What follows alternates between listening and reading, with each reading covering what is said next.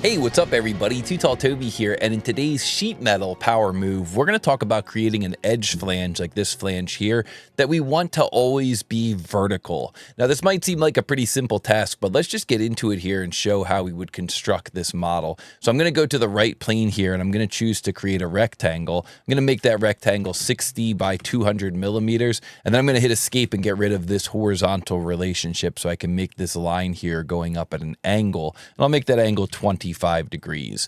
Now what I'm going to do is a features extrude, and I'm going to say I want that extrude definition to be 150 millimeters, and then I'm going to right click in the background and I'm going to say mid plane and then right click again. So now you can see that I've constructed a solid part. Now with this solid part, what we can do is we can launch the command sheet metal convert to sheet metal, and with the convert to sheet metal command you can choose a face here, you can choose an edge here to be bent, and you can choose an edge here to be bent, and then you can say that you want the wall thickness to be 3 millimeters and the inside bend radius to be 5 millimeters. The nice thing about this is you can kind of like sketch something up as a solid and then turn it into a sheet metal part really quickly. And even though, again, this seems like it's kind of a simple shape here, this is actually a little bit tricky to create if you were using a traditional sheet metal with the edge flange command. Maybe what you would do is you would draw it here at an angle and you would kind of oversize it, and then you could come in from the side and you could cut off that lower shape. That might be one way to do it. There's probably a couple of ways to do it, but I think that just drawing it as a solid first and then using that solid geometry to drive the sheet metal is a total winner.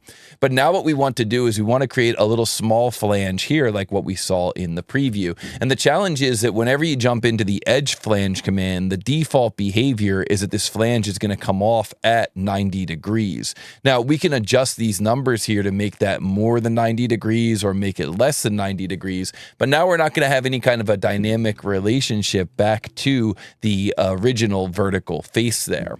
So what we could do here is we can use this option underneath where it says angle, and we can use this option here where you can select a face from the model. So I'll click in this box here, and then what I'll do is I'll select this face here from the model. Whoops, click in this box here, select this face here from the model.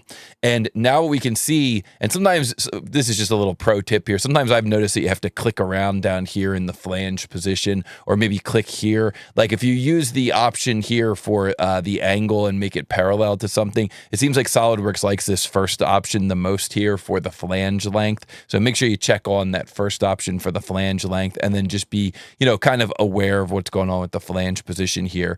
But once you click this one here into that first one, these other ones seem to work pretty reliably.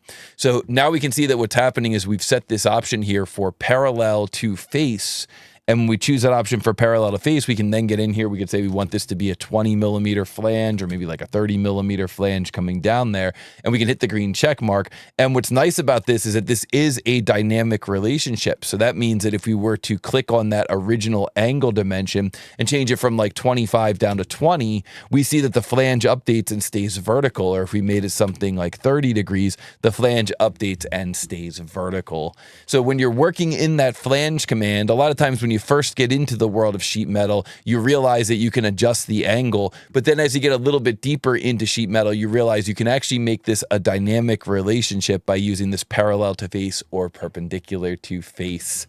And if you enjoyed that power move, be sure to hit the like button and let me know down below in the comments if you learned anything from that power move. And if you are just getting into the wonderful world of sheet metal where you can create shapes like this and then turn them into flat patterns, well, you are in luck because we've just released a brand new training class, Toby's SM101 Sheet Metal Fundamentals, where you will learn everything you need to do things like create sheet metal parts, create sheet metal drawings, create flat patterns, and a lot more. So check it out in the description down below. I've got links to that training class, and don't forget to hit the like button. Don't forget to subscribe, and I will see you in the next TooTallToby Power Moves.